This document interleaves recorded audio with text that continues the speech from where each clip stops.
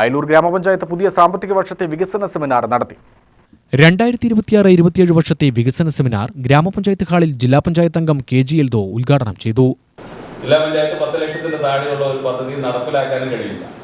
അപ്പോൾ ഈ 63 വാർഡിന്റെ ഇടയിൽ ഏതെങ്കിലും ഒരു റോഡിൽ 10 ലക്ഷം രൂപ ചെലവഴിച്ച് ആ റോഡ് നവീകരിക്കൽ മാത്രമാണ് പാലക്കാട് ജില്ലാ പഞ്ചായത്തിന്റെ നെന്മാറ ഡിവിഷൻ മെമ്പർ എന്ന നിലയിൽ എനിക്ക് സാധിക്കുകയുള്ളൂ എന്നത് ഇത്ര ആളുകൾ ഒരുമിച്ച് കിട്ടുമെന്ന് പറഞ്ഞില്ലെങ്കിൽ എല്ലാവരോടും ഇത് ചോദിക്കുമ്പോൾ രഹസ്യമായിട്ട് പറയേണ്ടി വരും. അതുകൊണ്ട് അതുകൂടെ ഇവിടെ സൂചിപ്പിക്കുകയാണ്. ഈ റോഡിന്റെ ഉടമസ്ഥർക്ക് ഈ പൈസ മുഴുവൻ കൊടുക്കുമെന്നുള്ളതാണ് കേരളത്തിലെ ഗവൺമെന്റ് ഇപ്പോൾ പറഞ്ഞിട്ടുള്ളത്. അപ്പോൾ അങ്ങനെയാകുമ്പോൾ നമ്മളാണ് ഇതിന്റെ ഉടമസ്ഥർ, പഞ്ചായത്ത്. ആ പൈസ നമുക്ക് ലഭിക്കും എന്ന് നമ്മൾ പ്രതീക്ഷിക്കാം.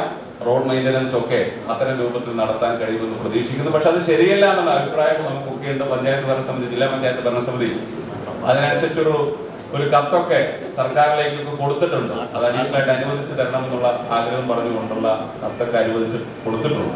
അതിലെന്തെങ്കിലും വ്യത്യാസം വരുത്തുകയാണെങ്കിൽ നമുക്ക് നമ്മുടെ പഞ്ചായത്തിനകത്തും അത്തരം കാര്യങ്ങൾ നടപ്പിലാക്കുന്നതിന് വേണ്ടിയിട്ടുള്ള ഇടപെടൽ ഉണ്ടായിരിക്കുമെന്ന് കൂടി സൂചിപ്പിച്ചുകൊണ്ട് നമുക്ക് ഞാൻ ആദ്യം സൂചിപ്പിച്ചതുപോലെ ഞാൻ കുറച്ച് കാര്യങ്ങൾ സൂചിപ്പിച്ചത് മനഃപൂർവ്വമല്ല, അല്ലെങ്കിൽ എന്തെങ്കിലും പ്രത്യേക ഉദ്ദേശത്തിലുമല്ല. വികസന കാര്യത്തിൽ ട്രാൻസ്പെറന്റ് ആയിട്ട് നിൽക്കാത്തൊരു സമൂഹം എവിടെയും എത്തില്ല. Panchayat president K. രാജേശ്വരി അധ്യക്ഷത വഹിച്ചു.